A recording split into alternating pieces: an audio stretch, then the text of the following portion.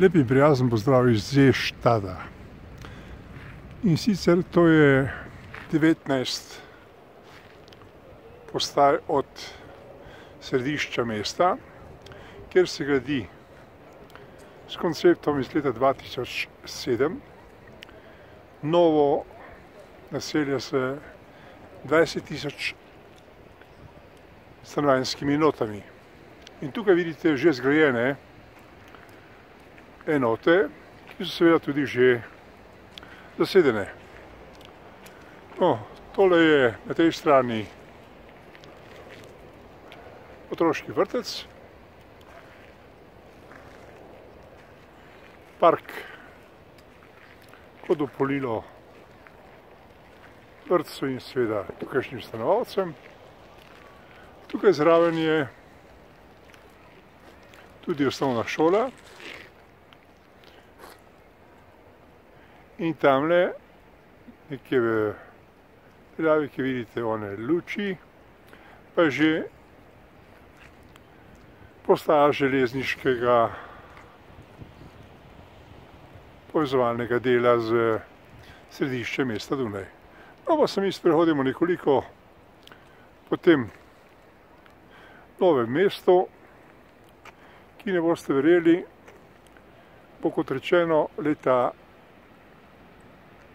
2028 postalo praktično novo mesto v okvirju seveda mesta Dunaj. Imelo bo vse, kar potrebujejo meščani tega mesta, tako mladi kot stari. In lahko bodo stanovanje kupili, tako bodo stanovanje najeli. In vidite, kar je zelo pomembno, so z načrtom, ki so ga zasnovali kar nekaj let, odločili, da bodo naredili ne samo izjemno mesto z izjemnimi stanovanji, ampak tudi najbolj energetsko varčno mesto v Evropi. Vidite, tako razmišljajo v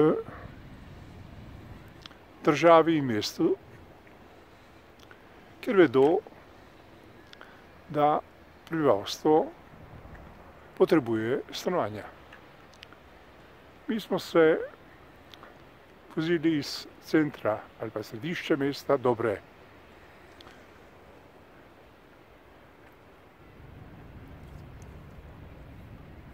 pol ure in seveda prišli do sem in posneli dva posnetka. Enega, ki ga vidite tukaj, tamle kot rečeno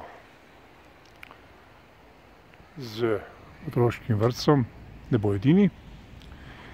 Ima pa mesto tudi svojo bolnišnico, čeprav je zraven dve postaje od tu, velika bolnišnica, ki zadovoljuje potrebe tega dela Dunaja. No, to je bil naš kratek utrinek iz mesta, ki razmišlja dolgoročno. Ne kot v Sloveniji, ker ne razmišlja o naslednjih generacijah. Ne vlada, ne pooblaščena stanovanjska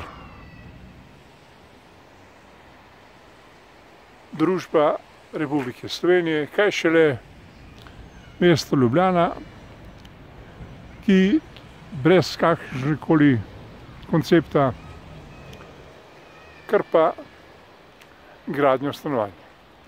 No, in če dodamo, da je zdaj še Banka Slovenije določila nove kriterije za kredite, mladi lahko samo sanjajo, da bi nekoč živeli v tako urejenem delu mesta, kot ga vidite tukaj na tem posnetku.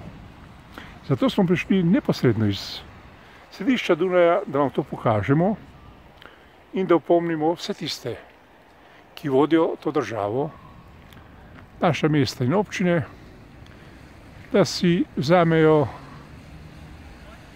ne prav drag avtobus in se pripeljejo sem ter si ogledajo in se dajo podučiti, kaj vse morajo storiti za svoje